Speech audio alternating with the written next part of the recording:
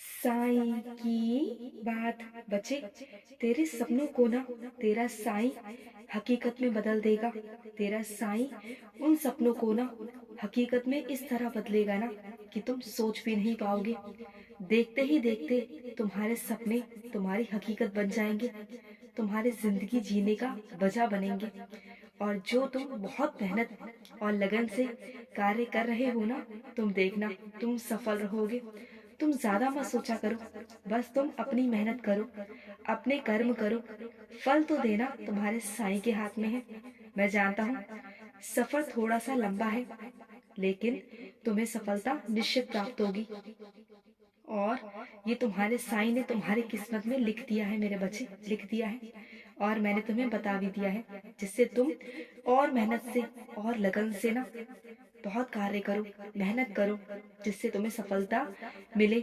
और जिस दिन तुम्हें ये सफलता मिलेगी ना, उस दिन जो तुम्हारे चेहरे पर मुस्कान होगी, जो चमक होगी ना, उससे मैं बहुत खुश होऊंगा, बहुत खुश। तुम्हारा साईं बहुत खुश होगा मेरे बच्चे। और हाँ सुनो, जिस दिन तुम्हें सफलता प्राप्त होगी ना, उस दिन मेरे पास आकर, मंदिर आकर मुझे मीठा प्रसाद भोग लगाकर जाना। ये तुमसे मैं अभी से कह दिया है। और सुनो, तुम्हें न्याय जरूर मिलेगा। मैं तुम्हें न्याय जरूर दिलवा कर रहूंगा। तुम्हें क्या लगता है कि तुम कमजोर हो, तुम अकेले हो? नहीं, ये कभी सोचकर अकेले मत पड़ना कि तुम अकेले हो।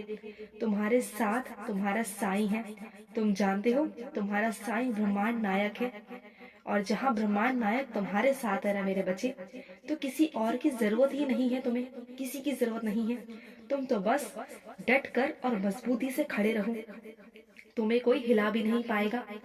अपनी जड़ों को पकड़ को इतना मजबूत कर लो ना कि बस तुम्हें कोई हिला ना पाए। कोई आंधी कोई तूफान नहीं आ पाएगा तुम्हारे पास, क्योंकि तुम्हारे साईं को देखकर ना वो वहीं से अपना रुख बदल लेता है।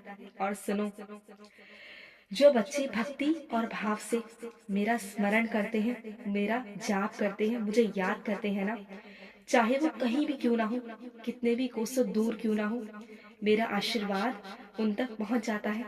और मैं भी पहुंच जाता हूँ। अगर वो मुझे दिल से पुकारते हैं ना, तो उनका साईं भी उन तक पहुंच जाता है। और जब भी तुम उदास होते हो ना मेरे बच्चे, तो मुझसे देखा नहीं जाता। मुझे बिल्कुल अच्छा नहीं लगता जब तुम मायूस होते हो और मायूस होकर मेरे सामने बैठते हो ना, मुझसे बातें बोलते हो कि साईं मैं मायूस हूँ, तो मुझे बिल्कुल अच्छा नहीं लगता। और मैं तुम्हारे चेहरे पर मुस्कान लाने के लिए ना किसी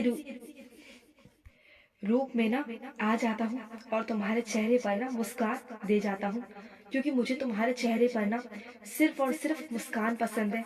और सुनो, तुम परेशान हो, दुखी हो, तुम्हें इसका निवारण समझ नहीं आ रहा ना, तो कोई बात नहीं मेरे बच्चे, मैं तुम्हें बताता हूँ। शिरडी आओ, शिरडी आओ, मैं तुम्हें बुला रहा हूँ।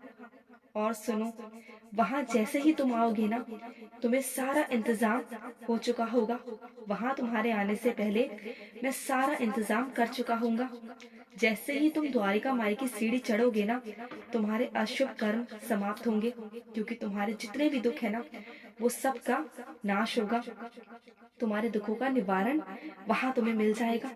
तुम्हारे अशुभ कर्म समाप्त होके ना, और तुम शुभ कर्मों के साथ वापस लौटोगे, झूमते हुए लौटोगे। और तुम्हारे दुख मेरे हैं, क्योंकि तुम दुख के लिए नहीं, तुम तो प्यार के लिए बने हो। और तुम जीत के जाओगे। आ जाओ शिरडी, मैं तुम्हारे सारे कर्म मिटा दूंगा और तुम्हारे सारे दुख मैं हर लूंगा। तुम आ जाओ, खुशी से वापस जाना, झूमते हुए जाना, अपनी झोली भरवा कर जाना मेरे बच्चे। आ जाओ, इंतजार है मुझे तुम्हारा। खुश रहो मेरे बच्चे, हमेशा खुश रहो। आज का